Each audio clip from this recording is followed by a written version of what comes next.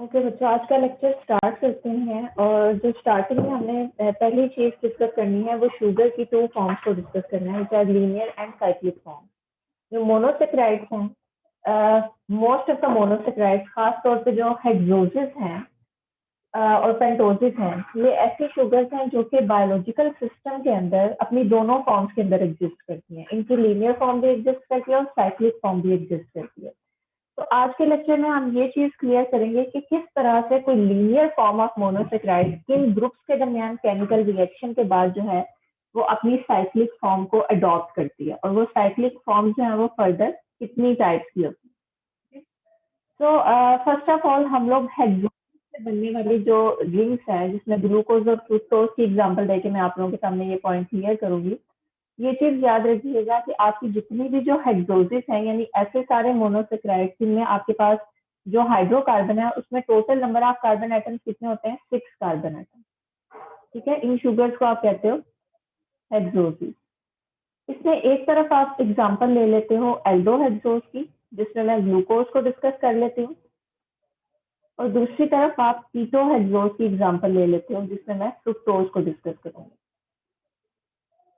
इन दोनों शुगर्स के अंदर आपके पास जो कार्बोनाइल फंक्शनल ग्रुप है, इसकी पोजीशन का डिफरेंस है। यानी एल्डोहेक्सोज में आपके पास जो फंक्शनल ग्रुप है वो टर्मिनल पोजीशन के ऊपर प्रेजेंट है, दैट्स व्हाई हम इसे एल्डिहाइड फंक्शनल ग्रुप कह रहे हैं। और दूसरी तरफ आपके पास एक ऐसी हेक्सोज है जिसमें आपका जो फंक्शनल ग्रुप है वो सेकंड पोजीशन पे या मिडल जो आपकी चेन है वहां पे प्रेजेंट है।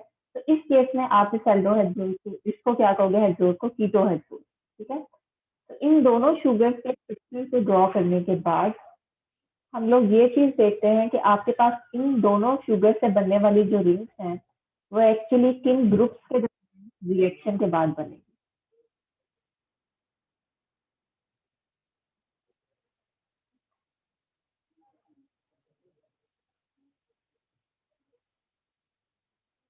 तो ये आपके पास स्ट्रक्चर है फ्रुक्टोज का, और इसके बिल्कुल पैरेलल मैंने स्ट्रक्चर ड्रॉ किया ग्लूकोज का। तो बच्चों, साइक्लाइजेशन का जो प्रोसेस है, यानी किसी लीनियर शुगर का साइक्लिक शुगर के अंदर कन्वर्ट होना, वो एक्चुअली दो ग्रुप्स के दरमियान होता है। आपके पास यहाँ पे जो रिएक्टिंग ग्रुप्स हैं जो कि किसी लीनियर शुगर को कन्वर्ट करते हैं साइक्लिक शुगर के अंदर, ये रिएक्टिंग ग्रुप्स मैं यहाँ पे हाईलाइट करने लगी हूँ। एल्डोहेक्सोज में आपके पास जो रिएक्टिंग ग्रुप है वो एक तरफ कार्बोनाइल फंक्शनल ग्रुप है, और वी ऑल नो कि जो कार्बोनाइल फंक्शनल ग्रुप जो है उसे एल्डिहाइड तभी कहते हैं जब ये फंक्शनल ग्रुप कार्बन 1 पे प्रेजेंट होता है, यानी टर्मिनल पोजीशन पे प्रेजेंट होता है। आपकी जो एल्डोहेक्सोसिस होंगी, एल्डोहेक्सोसिस के केस में आपके जो रिएक्टिंग ग्रुप्स होंगे वो कार्बन 1 होगा। ठीक है, और दूसरी तरफ आपके पास हाइड्रोक्साइल ग्रुप होगा which is attach with the carbon number 5। ठीक है, ये एल्डोहेक्सोज में आपके पास इन दोनों ग्रुप्स के दरमियान जो है वो रिएक्शन होगा। यहाँ से कार्बन यूज होगा, और जो आपके पास फिफ्थ पोजीशन है यहाँ पे हाइड्रोक्साइल ग्रुप यूज होगा, यानी इसका ऑक्सीजन एक्चुअली न्यूक्लियोफिलिक अटैच यहाँ पे कंडक्ट करेगा। और दूसरी तरफ हम डिस्कस कर लेते हैं कीटोहेक्सोज की एग्जांपल। कीटोहेक्सोज या फ्रुक्टोज में आपके पास कार्बोनाइल फंक्शनल ग्रुप इस टाइम कौन सी पोजीशन पे प्रेजेंट है, कार्बन नंबर 2 के ऊपर। ठीक है, तो इस केस में आपके पास एक तरफ कार्बन 2 यूज होगा, और दूसरी तरफ जो हाइड्रोक्साइल ग्रुप अटैच है विद द कार्बन नंबर 5, ये यूज होगा फॉर द साइक्लाइजेशन प्रोसेस। तो जब रिंग आपके पास बनेगी, इन द केस ऑफ एल्डोहेक्सोसिस आपके पास रिंग बनेगी pyranose ring. Pyranose ring actually 6 atom containing ring होती है। ठीक है, और इसमें आप अगर यहाँ पे स्ट्रक्चर को देखोगे तो आपके पास 1 2 3 4 5 कार्बन आइटम और एक ऑक्सीजन जो है वो यहाँ पे यूज होगी। लाइक यहाँ पे ये कार्बन आइटम इस ऑक्सीजन के साथ बॉन्ड बनाती है ना, तो आपके पास ये पूरी की पूरी रिंग बनेगी। इस पूरे के पूरे स्ट्रक्चर को मैं हाईलाइट कर रही हूँ जो कि रिंग का पार्ट होगा, और बाकी सारे ग्रुप्स आपके एज अ सब्स्टिट्यूएंट अटैच होंगे। तो इस केस में आपका 6 कार्बन आइटम रिंग का पार्ट नहीं है, बल्कि वो रिंग से बाहर है। ठीक है, तो आपकी रिंग में टोटल 6 एटम्स होंगे, जिनमें 5 आपके पास कार्बन एटम्स होंगे, और 6 पोजीशन पे आपके पास क्या चीज होगी, ऑक्सीजन होगी। तो हमेशा इस पायरानोज रिंग को आप इस तरह से ड्रॉ करते हो। ये आपके पास एग्जांपल है पायरानोज रिंग की, जिसमें आपके पास ये 6 कॉर्नर्स हैं, 1 2 3 4 5 6, जिनमें से इन 5 पोजीशन के ऊपर कार्बन प्रेजेंट होता है। ठीक है, यहाँ पे ऑक्सीजन है और जो आपका हेक्सोस का 6 कार्बन एटम है वो यहाँ पे रिंग से बाहर की तरफ को प्रेजेंट होता है, वो इस रिंग का पार्ट नहीं है, वो एज अ सब्स्टिट्यूएंट अटैच है। इसी तरह अगर आप कीटो हेक्सोस की एग्जांपल लेते हो तो इस केस में आपका रिएक्शन होना है between this carbon atom and this hydroxyl group. तो आपके पास ये ग्रुप्स जो है वो सिर्फ रिंग के अंदर आएंगे। अगर आप यहाँ पे देखो, इस कार्बन एटम से लेके यहाँ तक पोर्शन आपके पास रिंग में आएगा। तो इस केस में आपका कार्बन नंबर 1 भी रिंग का पार्ट नहीं है और कार्बन नंबर 6 भी रिंग का पार्ट नहीं है। आपके पास 2, 3, 4, 5 यानी 4 कार्बन एटम और यहाँ से एक ऑक्सीजन एटम रिंग में प्रेजेंट होगा। तो इस केस में आपके पास कीटो हेक्सोस में जो रिंग बनेगी उस रिंग को आप कहते हो फ्यूरानोस।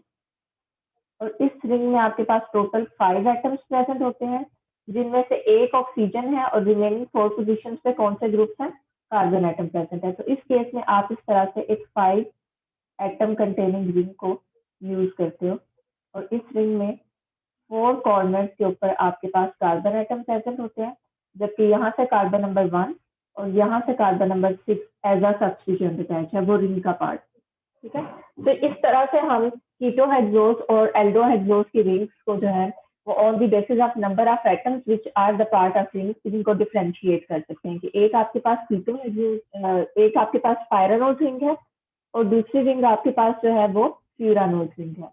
अब क्वेश्चन ये है कि यहाँ पे ये हमने एक्चुअली ये जो रिंग स्ट्रक्चर है ये तय किस तरह से करना है, तो इस चीज को एक बार क्लियर कर लेते हैं बच्चों। लीनियर शुगर को साइक्लिक शुगर में कन्वर्ट करने के लिए या उसका साइक्लिक स्ट्रक्चर ड्रॉ करने के लिए मैं फर्स्ट ऑफ ऑल आप लोगों से ये चीज कहूंगी कि हमेशा जिस भी शुगर का आपने साइक्लिक स्ट्रक्चर ड्रॉ करना है उसके लीनियर स्ट्रक्चर को पहले आप एज अ रेफरेंस यूज करोगे और उसके बाद उसको साइक्लिक स्ट्रक्चर में कन्वर्ट करोगे। तो सपोज मैं यहाँ पे ग्लूकोज का स्ट्रक्चर ड्रॉ करने लगी हूँ, तो अब हम उन रूल्स को देखते हैं, उन पॉइंट्स को कंसीडर करते हैं जिनकी बेस पे हम जो है वो इस ग्लूकोज का साइक्लिक स्ट्रक्चर ड्रॉ कर सकते हैं। तो फर्स्ट ऑफ ऑल मैं यहाँ पे लीनियर स्ट्रक्चर ड्रॉ करूँ और उसके बाद हम ये चीज देखेंगे कि आपने साइक्लिक स्ट्रक्चर किन ग्रुप्स को किस डायरेक्शन पे रिप्रेजेंट कर।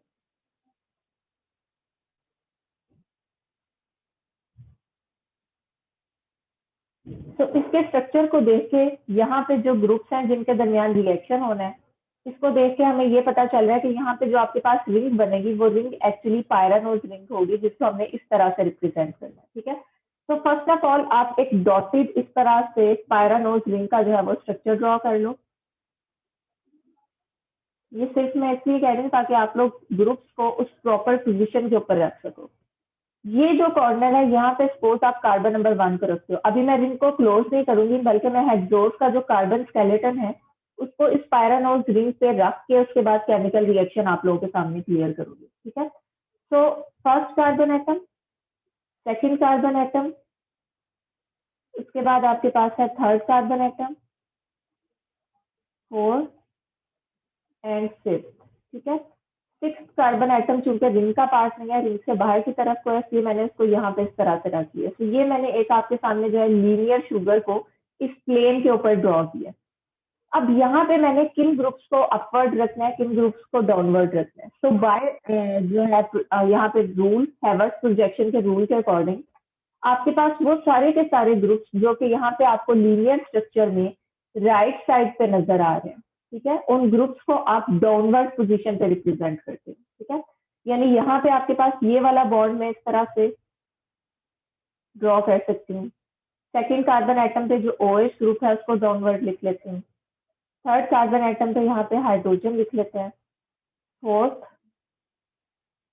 फिफ्थ, ठीक है, और आपके पास ये वाला ग्रुप चूंकि एज अ सब्स्टिट्यूएंट यूज होगा, ये रिंग का पार्ट नहीं है ना, इसको आप एज इट इज ही जाने दोगे। ठीक है, तो पहले मैंने उन ग्रुप्स को लिखा है जो कि रिंग का पार्ट है और जितने एटम्स आपके पास इस टाइम रिंग में प्रेजेंट हैं उन एटम्स में जो जो ग्रुप्स राइट साइड पे प्रेजेंट थे उन सब ग्रुप्स को मैंने डाउनवर्ड पोजीशन पे लिख लिया। ठीक है, अब जो ग्रुप्स लेफ्ट साइड पे प्रेजेंट है उनको अपर पोजीशन पे लिख लेते हैं, उसके बाद हम इस चीज को क्लियर करते हैं कि रिएक्शन किस तरह से होगा।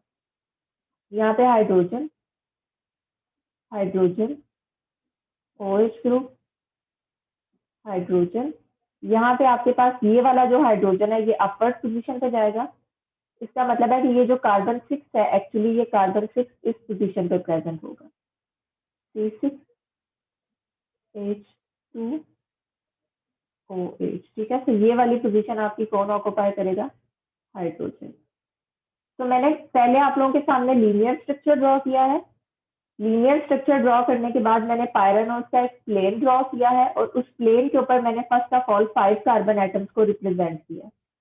उन 5 कार्बन एटम्स के अराउंड जो ग्रुप्स यहाँ पे राइट साइड पे मैंने उनको डाउनवर्ड पोजीशन पे लिख लिया है और जो ग्रुप्स आपके पास लेफ्ट साइड पे प्रेजेंट थे उनको मैंने अपवर्ड पोजीशन पे लिख लिया। इस तरह से मेरे पास ये स्ट्रक्चर आ गया, लेकिन अभी भी ये लीनियर स्ट्रक्चर ही है बिकॉज किसी किस्म का केमिकल रिएक्शन अभी तक नहीं हुआ। तो लेट्स सी कि अब आपका केमिकल रिएक्शन जो है वो किन किन ग्रुप्स के दरमियान हो। तो यहाँ तक कोई कंफ्यूजन तो नहीं है? No ma'am. ओके, तो अब हम उन ग्रुप्स को हाईलाइट करते हैं जिनके दरमियान रिएक्शन होना।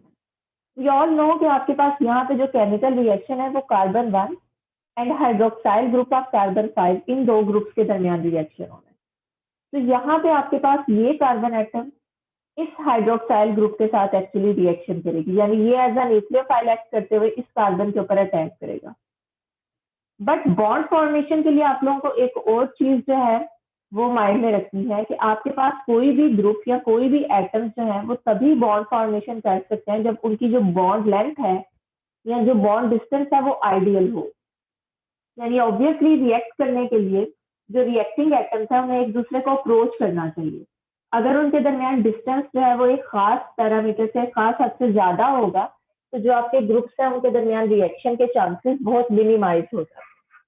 तो इस केस में आपके पास ये वाला जो हाइड्रोक्साइल ग्रुप है कंपैरेटिवली ये इस ग्रुप से अगर आप कंपेयर करो तो ये कार्बन से दूर है, ठीक है। तो यहाँ पे रिएक्शन के चांसेस कम है। तो इस साइक्लाइजेशन के प्रोसेस को फेवरेबल बनाने के लिए नेक्स्ट स्टेप में क्या होगा कि आपके ये जो कार्बन 5 के अराउंड ग्रुप्स अटैच हैं ये रोटेट करेंगे, ठीक है। यहाँ से आपका ये जो 6 कार्बन एटम है नॉर्मली अगर इस पोजीशन पे अटैच है तो ये रोटेट करके यहाँ पे चला जाएगा।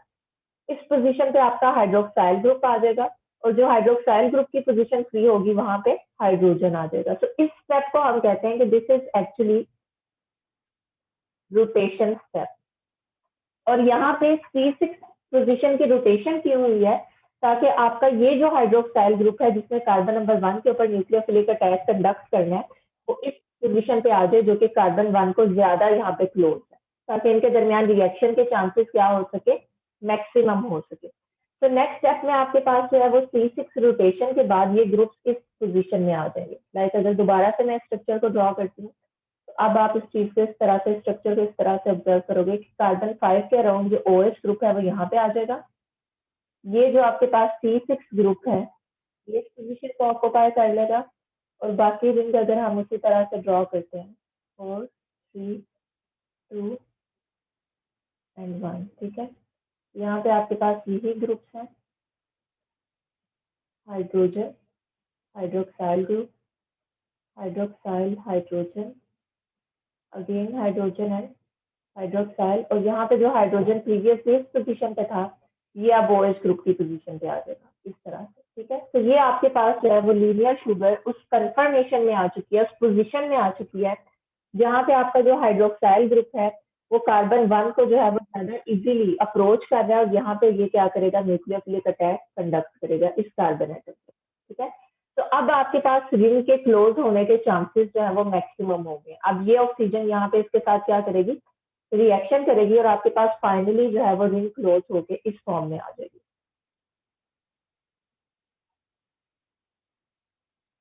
This carbon will make a bond with this oxygen और यहाँ पे आपके पास कार्बन 5, 4, 3, 2, 1, ठीक है। बाकी ग्रुप्स को मैं इस तरह से रिप्रेजेंट कर रही हूँ यहाँ पे जैसे हमने पहले किया था। और उसके बाद हम देखते हैं कि बॉन्ड फॉर्मेशन के बाद कार्बन की वैलेंसीज डिस्टर्ब हुई हैं, एक्चुअली वो किस तरह से सेटिस्फाई होंगी। ओके, अब बच्चों यहाँ पे आप एक चीज ऑब्जर्व कीजिएगा कि जब ऑक्सीजन कार्बन के ऊपर न्यूक्लियोफिलिक अटैक कंडक्ट करती है, कार्बन नॉर्मली 1, 2, 3, 4 अपने 4 बॉन्ड फॉर्मेशन के फॉर्मेशन कर रहे हैं, इट मीन कि कार्बन इस केस में स्टेबल है। अगर कार्बन ने यहाँ पे ऑक्सीजन के साथ बॉन्ड फॉर्मेशन करनी है तो कार्बन को इन 4 में से किसी एक बॉन्ड को ब्रेक करना है, बिकॉज कार्बन 4 से ज्यादा बॉन्ड तो बना ही नहीं सकती ना। तो अगर यहाँ पे कार्बन और ऑक्सीजन के दरमियान बॉन्ड फॉर्मेशन होनी है तो डेफिनेटली इसमें से कोई एक वीक बॉन्ड ब्रेक होगा। इसी तरह से ऑक्सीजन भी मैक्सिमम 2 बॉन्ड्स बनाती है। एक बॉन्ड ऑलरेडी इसने कार्बन 5 के साथ बनाया हुआ है, दूसरे बॉन्ड यहाँ पे हाइड्रोजन के साथ अटैच होगी। तो अगर ऑक्सीजन ने भी कार्बन के साथ बॉन्ड फॉर्मेशन करनी है तो ऑक्सीजन को भी अपना कोई एक वीक बॉन्ड ब्रेक करना है। तो इस केस में during the ring formation, during cyclisation, आपका ये जो कार्बन है ये डबल बॉन्ड में से एक बॉन्ड को ब्रेक करेगा, ठीक है, बिकॉज वी ऑल नो कि डबल बॉन्ड में जो आपका पाई बॉन्ड होता है, सेकंड बॉन्ड होता है, वो कंपैरेटिवली वीक होता है। तो कार्बन ने अपने 4 में से एक बॉन्ड को ब्रेक करके यहाँ पे एक बॉन्ड की जो है वो जगह बना लिया, ठीक है। कार्बन अब इस ऑक्सीजन के साथ बॉन्ड बना सकता है, बट ऑक्सीजन भी जब तक अपना एक ग्रुप रिलीज नहीं करेगी, जब तक यहाँ पे बॉन्डिंग का पोटेंशियल नहीं आएगा, तब तक बॉन्ड फॉर्मेशन नहीं होना। तो ऑक्सीजन यहाँ पे जो अपना हाइड्रोजन के साथ बॉन्ड है, इस बॉन्ड को ब्रेक करेगा और इस हाइड्रोजन को रिलीज कर देगा, ठीक है। तो ड्यूरिंग द बॉन्ड फॉर्मेशन आपके पास यहाँ से प्रोटॉन रिलीज हुआ है और यहाँ से एक बॉन्ड ब्रेक हुआ है। अब इन ग्रुप्स को हम इस तरह से लिख सकते हैं कि यहाँ पे आपका ऑक्सीजन है, यहाँ पे आपके पास सिर्फ एक बॉन्ड है ऑक्सीजन के साथ और यहाँ पे आपके पास हाइड्रोजन प्रेजेंट है। अब ऑक्सीजन चूंकि मैक्सिमम 2 बॉन्ड फॉर्मेशन करती है, इसका मतलब है कि ये स्ट्रक्चर अभी तक स्टेबल नहीं है, इसमें वैलेंसीज कंप्लीट नहीं है। तो जो प्रोटॉन यहाँ पे इस हाइड्रोक्साइल ग्रुप से रिलीज हुआ था, नेक्स्ट स्टेप में वो प्रोटॉन यहाँ पे ऑक्सीजन के साथ ऐड हो जाता है, ठीक है। तो कार्बन और ऑक्सीजन के दरमियान जो डबल बॉन्ड फॉर्मेशन है, ये डबल बॉन्ड ब्रेक होने के बाद यहाँ पे आपके पास कौन सा ग्रुप अटैच हो जाएगा, OH ग्रुप अटैच हो जाएगा। सो दिस इज हाउ कि आपकी कोई जो लीनियर शुगर है वो किस तरह से साइक्लिक फॉर्म में कन्वर्ट होती है और साइक्लिक फॉर्म में जाने के बाद वो अपने आप को क्या करती है, स्टेबल करती है। इसी पॉइंट को हम एक बार दोबारा यहाँ से क्लियर करते हैं, जिसमें आप लोगों के सामने अगेन एग्जांपल है ग्लूकोज की, ठीक है। और यहाँ से आप उन स्टेप्स को हाईलाइट कर सकते हो जो अभी हम लोगों ने डिस्कस किए हैं कि किस तरह से कोई लीनियर शुगर अपने लीनियर से साइक्लिक फॉर्म के अंदर कन्वर्ट होती है। तो फर्स्ट स्टेप आप यहाँ पे भी देख सकते हो कि आपके पास जो पायरानोज प्लेन है, उस प्लेन पे इस तरह से आपने लीनियर शुगर का स्ट्रक्चर ड्रॉ करना है, ठीक है। लीनियर में से इसलिए कह रही हूँ बिकॉज अभी कोई बॉन्ड फॉर्मेशन नहीं हुई, ठीक है। कार्बन 1 2 3 4 5 5 कार्बन एटम्स को आपने इन 5 कॉर्नर्स पे रखा और उनके अराउंड जो जो ग्रुप्स हैं उसमें से राइट साइड पे जो ग्रुप्स हैं उनको डाउनवर्ड पोजीशन पे, जो लेफ्ट साइड पे ग्रुप्स हैं उनको अपवर्ड पोजीशन पे और जो रिमेनिंग आपके पास 6 पोजीशन पे उसको आपने इस कॉर्नर को असाइन कर दिया। अब नेक्स्ट स्टेप आपका है 3-6 रोटेशन, जिसमें आपका ये वाला जो 6 पोजीशन पे ग्रुप है ये रोटेट होके अपवर्ड पोजीशन पे चला जाएगा और आपके पास ये जो नॉर्मली पोजीशन C6 ने अडॉप्ट की थी यहाँ पे, उस पोजीशन पे आपके पास जो है वो हाइड्रोक्साइल ग्रुप आके अटैच हो जाएगा। और क्यों अटैच हुआ है यहाँ पे, ताकि आपके पास ये ज्यादा क्लोज हो जाए कार्बन नंबर 1 के और उसके ऊपर न्यूक्लियोफिलिक अटैक कंडक्ट कर सके। C6 रोटेशन के बाद जैसे ही यहाँ पे न्यूक्लियोफिलिक अटैक होता है, आपके पास ये जो कार्बन और ऑक्सीजन है इसमें से डबल बॉन्ड की जो है वो ब्रेकेज हो जाएगी। बिकॉज अगर बॉन्ड फॉर्मेशन होना है, इस कार्बन को ज्यादा एक स्ट्रॉन्ग न्यूक्लियोफाइल मिल रहा है, तो डेफिनेटली ये अपना कोई एक वीक बॉन्ड ब्रेक करेगा और वीक बॉन्ड ब्रेक करने के बाद इस न्यूक्लियोफाइल को यहाँ पे जो है वो स्पेस प्रोवाइड करेगा जहाँ पे ये आके अटैच हो सकते हैं। तो आपका न्यूक्लियोफाइल अपना ऑक्सीजन के साथ, हाइड्रोजन के साथ बॉन्ड ब्रेक करेगा और कार्बन जो है वो ऑक्सीजन के साथ एक बॉन्ड यहाँ पे ब्रेक करेगा। तो इसका रिजल्ट क्या होगा कि आपके पास ये जो ऑक्सीजन एटम है this will adopt this proton और फाइनली आपके पास इस तरह से जो लीनियर शुगर है वो किसमें कन्वर्ट हो जाएगी, साइक्लिक शुगर। अब बच्चों एक और बहुत इंटरेस्टिंग पॉइंट जो कि आप लोग यहाँ पे ऑब्जर्व करोगे और वो पॉइंट है एनोमेरिक कार्बन एटम का। एनोमेरिक कार्बन किसे कहते हैं और एनोमर्स किन्हें कहते हैं, इस चीज को क्लियर करते हैं। तो अभी आप लोगों ने लास्ट लेक्चर में एक पॉइंट देखा था कि आपने जब ग्लूकोज में से कायरल कार्बन को आइडेंटिफाई किया था तो आपको ये चीज पता चली थी कि ग्लूकोज में कार्बन 2 3 4 और 5 ये 4 कार्बन ऐसे कार्बन एटम्स हैं जो कि कायरल कार्बन एटम्स है। इसके अलावा अगर आप कार्बन नंबर 1 को ऑब्जर्व करो या कार्बन नंबर 6 को देखो तो because carbon 6 is attach with the 2 hydrogen atoms और कार्बन 1 आपके पास जो है इसने डबल बॉन्ड बनाया हुआ है विद ऑक्सीजन, तो ये दोनों कार्बन कायरल कार्बन नहीं है। तो लीनियर ग्लूकोज में आपके पास कितने कायरल कार्बन हैं, 4 कायरल कार्बन है और वो कौन कौन से हैं, कार्बन 2 से लेके कार्बन नंबर 5 तक। बट आप ये चीज ऑब्जर्व कर रहे हो कि जब आपकी ये शुगर लीनियर से साइक्लिक फॉर्म में कन्वर्ट होती है तो साइक्लिक फॉर्म में जाने के बाद आपके पास ये जो कार्बन और ऑक्सीजन के दरमियान डबल बॉन्ड है, ये बॉन्ड ब्रेक हो जाता है। अगर ये बॉन्ड ब्रेक हो जाता है और यहाँ पे OH ग्रुप अटैच हो जाता है, तो इस केस में अब आप ये चीज ऑब्जर्व करोगे कि ये वाली carbon atom, first carbon atom जो कि लीनियर फॉर्म में एक कायरल कार्बन थी, साइक्लिक फॉर्म में ये कार्बन आपकी किसमें कन्वर्ट हो गई है, कायरल कार्बन में। लाइक आप यहाँ पे अगर देखो, इस कार्बन के एक तरफ आपके पास ये OH ग्रुप है, दूसरी तरफ आपके पास हाइड्रोजन है, थर्ड बॉन्ड इसका यहाँ पे ऑक्सीजन के साथ है, और फोर्थ पोजीशन पे आपके पास यहाँ पे कार्बन कंटेनिंग जो एक हाइड्रोकार्बन है उसके साथ इसका बॉन्ड है। इट मीन्स कि आपकी साइक्लाइजेशन की वजह से सिर्फ लीनियर शुगर साइक्लिक शुगर में ही कन्वर्ट नहीं हो रही, बल्कि आपके पास एक कायरल कार्बन जो पहला कार्बन एटम था, जो फंक्शनल ग्रुप कंटेनिंग कार्बन था, वो कायरल कार्बन में भी कन्वर्ट हो रहा है।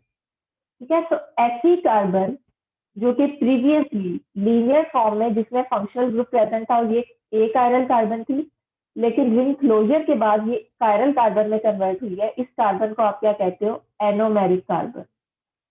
ठीक है, और ये आपके पास यहाँ पे फंक्शनल ग्रुप कंटेनिंग कार्बन है, वो कार्बन जिसपे कार्बोनाइल फंक्शनल ग्रुप प्रेजेंट होता है। ठीक है, तो ग्लूकोज में ये कार्बन नंबर 1 होगी और फ्रुक्टोज में ये कार्बन नंबर 2 होगी, जो कि रिंग के क्लोज होने के बाद लीनियर एक कायरल कार्बन से किसमें कन्वर्ट हो गई है, कायरल कार्बन में कन्वर्ट हो गई है। तो अगर आपके पास यहाँ पे एक और कार्बन जो है वो कायरल में कन्वर्ट हुई है, इट मीन्स कि आपके पास फर्दर 2 आइसोमर्स प्रोड्यूस हो सकते हैं। ठीक है, और ऐसे आइसोमर्स जो कि एनोमेरिक कार्बन की वजह से प्रोड्यूस होते हैं, इन आइसोमर्स को आप एनोमर्स कहते हैं। ठीक है, ये भी स्टीरियो आइसोमर्स है, लेकिन आप इनको स्पेसिफिकली बाकी स्टीरियो आइसोमर्स से डिफरेंशिएट करने के लिए एनोमर्स इसलिए कहते हो बिकॉज ये वो स्टीरियो आइसोमर्स हैं जो कि सिर्फ और सिर्फ साइक्लिक फॉर्म में एग्जिस्ट करते हैं। जब शुगर वापस लीनियर फॉर्म में जाती है तो ये आइसोमर्स जो है ये डिसअपियर हो जाते हैं। क्यों डिसअपियर होते हैं? बिकॉज साइक्लिक फॉर्म में आपकी ये वाली जो कार्बन एटम है ये कायरल कार्बन नहीं रहती, ये कायरल कार्बन सिर्फ और सिर्फ जो है वो साइक्लिक फॉर्म के अंदर एग्जिस्ट करती है, लीनियर फॉर्म में ये एक कायरल है। तो इसी वजह से आपका ये जो एनोमेरिज्म का फिनोमिना है, जो एनोमर्स हैं, ये भी सिर्फ लीनियर फॉर्म के साथ जो है वो सिर्फ साइक्लिक फॉर्म के साथ यहाँ पे एसोसिएट होंगे। तो यहाँ पे आप ऑब्जर्व कर सकते हो कि आपने सिर्फ और सिर्फ इस फर्स्ट कार्बन एटम के अराउंड जो ग्रुप्स है इनकी पोजीशन को चेंज करके इन एनोमर्स को रिप्रेजेंट किया।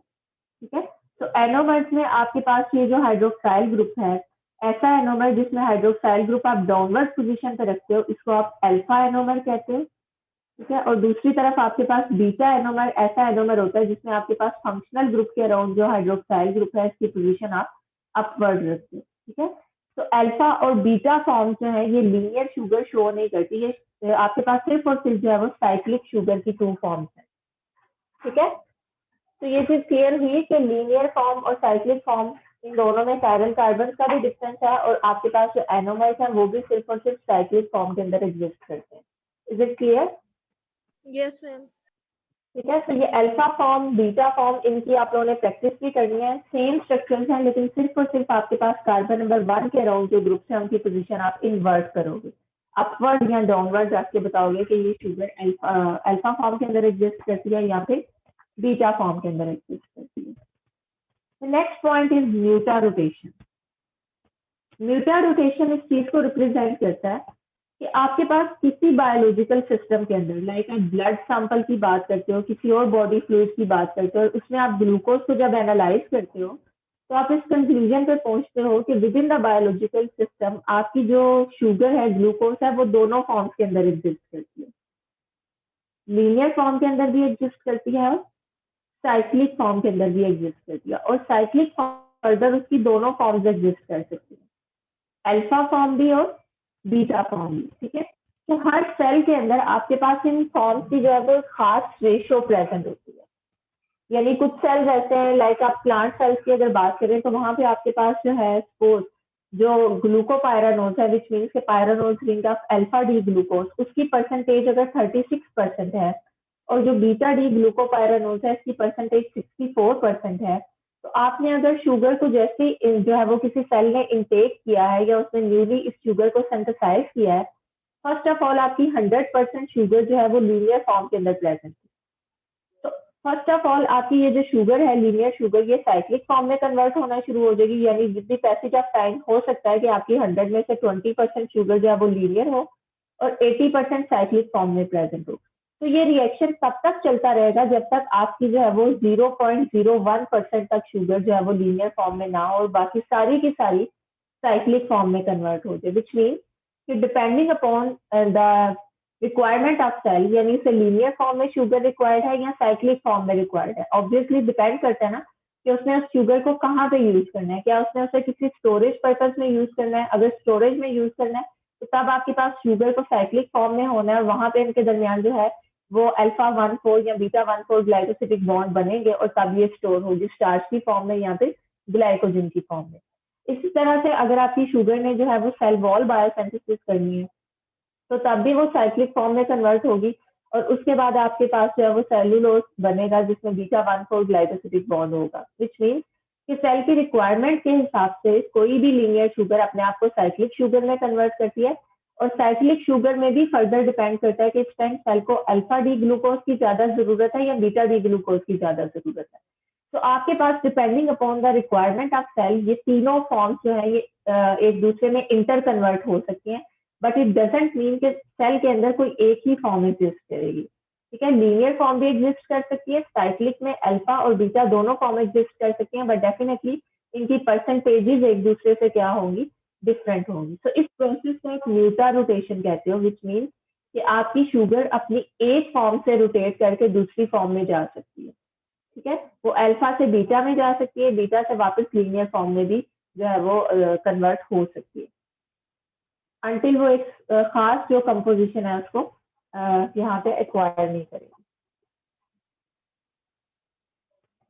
जी, so next point is reducing properties of monosaccharides. और बच्चों ये चीज याद रखिएगा कि आपके पास जो मोनोसेक्राइड्स हैं इनको मोस्ट ऑफ द टाइम्स हम रिड्यूसिंग शुगर्स भी कहते हैं, इनको रिड्यूसिंग एजेंट भी कहते हैं। ठीक है, रिड्यूसिंग एजेंट्स या रिड्यूसिंग शुगर्स ऐसी शुगर्स हैं जो कि किसी ग्रुप की प्रेजेंस में उसे ऑक्सीडाइज करने का पोटेंशियल रखती है। ठीक है, यहाँ पे जो एजेंट का वर्ड है ये इस चीज को रेफर करता है कि आपके पास ये शुगर जो है वो किस किस्म का मैसेज लेके जा रही है। अगर आपके पास ये शुगर रिड्यूसिंग शुगर है, इट मीन कि ये रिडक्शन का मैसेज लेके जा रही है टुवर्ड अदर ग्रुप, दूसरे ग्रुप्स को ये रिड्यूस करेंगी और इटसेल्फ ये क्या हो जाएंगी, ऑक्सीडाइज हो जाएंगी। तो मोनोसेक्राइड्स को हम रिड्यूसिंग शुगर कहते हैं बिकॉज ये आपके पास बाकी ग्रुप्स को रिड्यूस करती हैं और इटसेल्फ क्या हो जाती हैं, ऑक्सीडाइज हो जाती हैं। और इनकी ये जो रिड्यूसिंग प्रॉपर्टीज हैं ये एक्चुअली इस कार्बोनाइल फंक्शनल ग्रुप की वजह से। तो जब तक आपका ये कार्बोनाइल फंक्शनल ग्रुप फ्री रहेगा, जब तक ये कार्बोनाइल फंक्शनल ग्रुप इंटैक्ट रहेगा, आपकी शुगर जो है ये रिड्यूसिंग प्रॉपर्टीज शो करती रहेंगी। लेकिन अगर किसी रिएक्शन में किसी वजह से आपका ये जो फंक्शनल ग्रुप है ये डिसरप्ट हो गया या फंक्शनल ग्रुप मॉडिफाई हो गया तो आपकी शुगर जो है वो रिड्यूसिंग शुगर नहीं रहेगी बल्कि ये नॉन रिड्यूसिंग शुगर में कन्वर्ट हो जाएगी। इस चीज को हम डायसेक्राइड्स में जाके दोबारा हाईलाइट करते हैं कि कौन सी डायसेक्राइड्स जो है वो रिड्यूसिंग होती हैं बिकॉज उनमें ये फंक्शनल ग्रुप इंटैक्ट रहता है और जब functional group glycosidic bond formation में यूज हो जाता है तो उस पर्टिकुलर सिनेरियो में आप उन डायसेक्राइड्स को नॉन रिड्यूसिंग डायसेक्राइड्स कहते हैं। तो यहाँ पे आप ये चीज ऑब्जर्व कर सकते हो कि आपके पास in the presence of copper ion, यहाँ पे ये जो आपके पास स्पीशी है दिस इज क्यूप्रिक और ये जैसे रिएक्ट करती है विद एनी मोनोसेक्राइड, तो मोनोसेक्राइड बिकॉज रिड्यूसिंग शुगर है, इट मीन्स कि ये रिड्यूस कर सकते हैं इस कॉपर को। रिडक्शन अब डिफरेंट मैकेनिज्म से हो सकती है, gain of electron, gain of hydrogen या फिर रिमूवल ऑफ ऑक्सीजन। ये रिडक्शन के 3 मेथड्स है ना। ठीक है, इसी तरह से अगर आप ऑक्सीडेशन की बात करते हो तो ऑक्सीडेशन में आपके पास आ जाता है removal of electron, removal of hydrogen and addition of oxygen. ये आपके पास क्या चीज आ जाएगी, ऑक्सीजन। ठीक है, तो मोनोसेक्राइड अगर किसी ग्रुप को रिड्यूस करती हैं तो यहाँ पे आप ये चीज ऑब्जर्व कर रहे हो कि रिडक्शन हो रही है in terms of gains of electron, यानी यहाँ से एक इलेक्ट्रॉन जो है वो इस स्पीशी के पास आएगा and because we all know कि आपके पास इलेक्ट्रॉन पे -1 का चार्ज होता है ना, तो जैसे ही ये -1 कंटेनिंग स्पीशी इधर आएगी आपके पास +2 -1 इज इक्वल टू +1, यानी चार्ज की रिडक्शन हो जाएगी। जैसे ही ये कॉपर एक इलेक्ट्रॉन को एक्सेप्ट करेगा, इसके ऊपर जो +2 का चार्ज है वो कम होकर +1 पे कन्वर्ट हो जाएगा। तो ये जो चार्ज यहाँ पे कम हो रहा है, ये इस चीज को रिप्रेजेंट कर रहा है कि in the presence of any monosaccharide, जो कि ग्लूकोज भी हो सकती है, आपका कॉपर आयन जो है ये इसमें कन्वर्ट हो जाएगा, रेड प्रेसिपिटेट में कन्वर्ट हो जाएगा, यानी ये अपनी फॉर्म चेंज कर देगा, +2 से +1 की फॉर्म में आ जाएगा।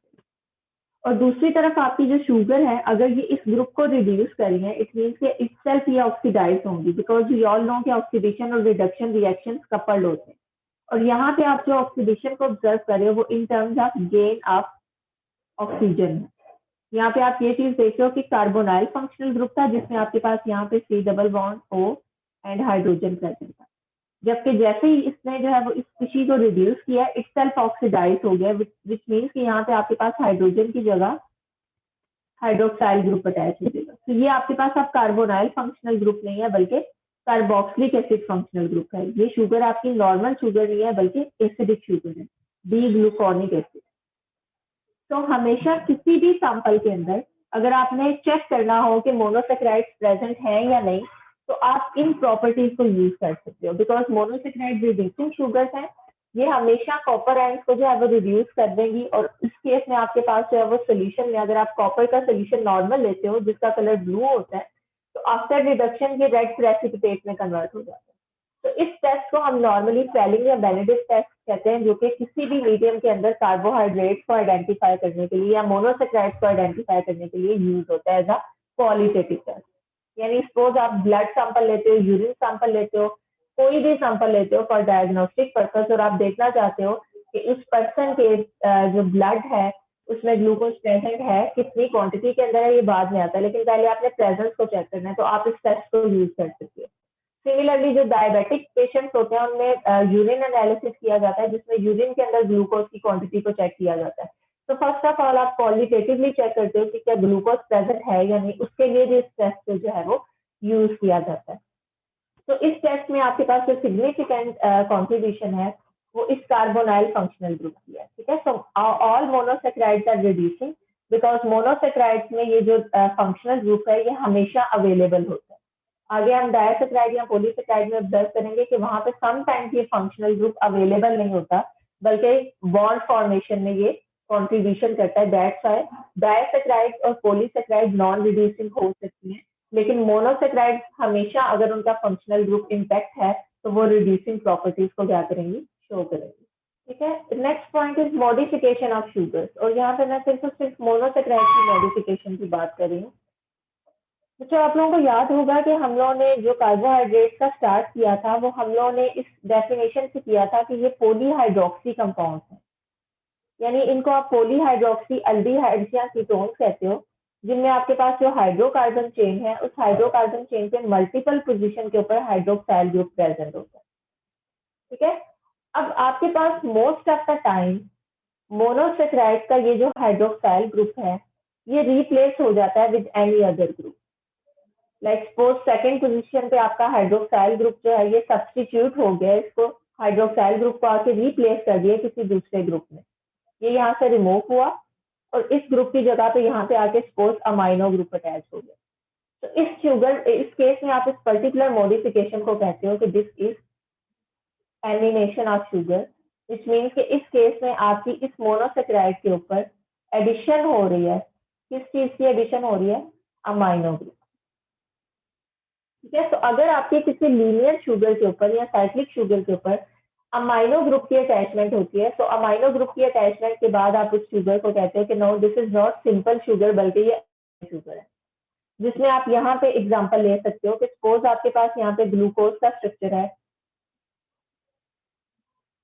अब मैं इसको यहाँ पे बीटा स्ट्रक्चर इसलिए कह रही हूँ बिकॉज मैंने एनोमेरिक कार्बन एटम के अराउंड जो हाइड्रोक्साइल ग्रुप था इसको अपवर्ड रखा हुआ है, ठीक है। तो ये मेरे पास जो स्ट्रक्चर है यहाँ पे ये बीटा डी ग्लूकोज का स्ट्रक्चर है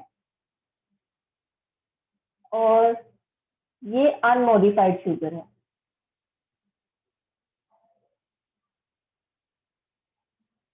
this is beta D glucose. Suppose आपके पास इस ग्लूकोज में जो सेकंड पोजीशन है, इस सेकंड पोजीशन पे आके अमाइनो ग्रुप आके अटैच हो जाता है, तो अब आपके पास ये स्ट्रक्चर इस तरह से आप ड्रॉ करोगे, जिसमें सेकंड पोजीशन के ऊपर OH ग्रुप की बजाय आप किस ग्रुप को हाईलाइट करोगे? अमाइनो ग्रुप को।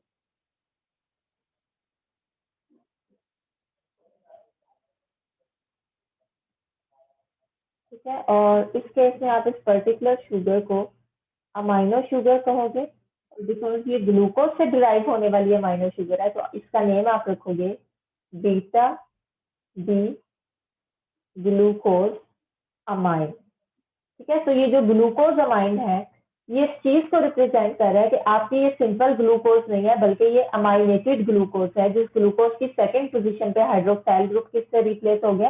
अमाइनो ग्रुप से।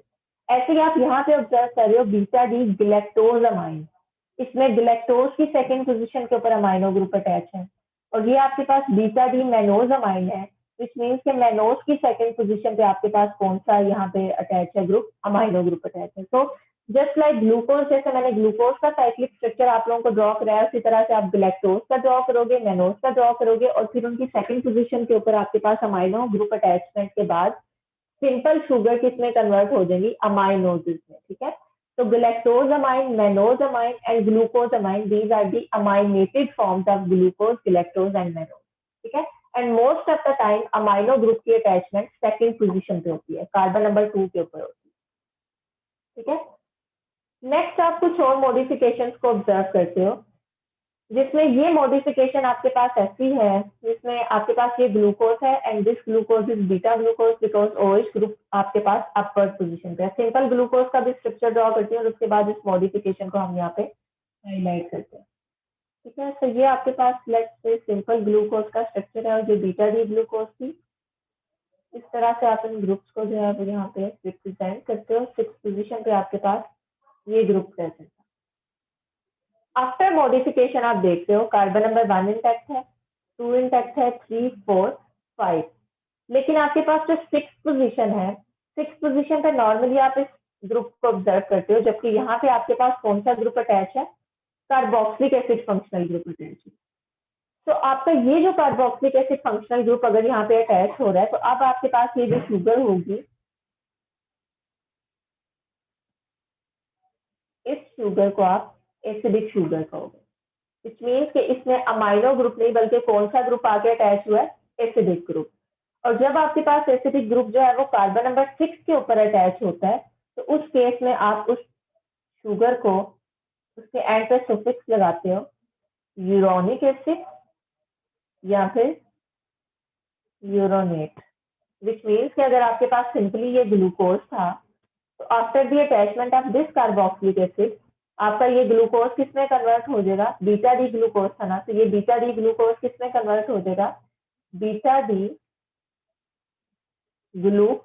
ठीक है, यहाँ पे आप ग्लूकोज से GLUC और आगे यूरोनिक एसिड, ग्लूको यूरोनिक एसिड, या फिर आप इसे कह सकते हो, बिकॉज इस एसिड को हम 8 से भी रिप्लेस करते हैं ना एसिडिक शुगर के केस में, या आपके पास जितने भी जो है वो कार्बोक्सिलिक एसिड कंटेनिंग ग्रुप्स हैं, उसमें इस एसिड को आप 8 से रिप्लेस करते हो, तो आप यहाँ पे इसको बीटा डी ग्लूको यूरोनिक एसिड की बजाय बीटा डी ग्लूको यूरोनेट भी कह सकते हो। ठीक है, तो अगर आपसे पूछा जाए कि ग्लूकोज ग्लूकोज अमाइन और ग्लूको यूरोनिक एसिड में क्या डिफरेंस है, तो आपने इन मॉडिफिकेशंस को माइंड में रखना है।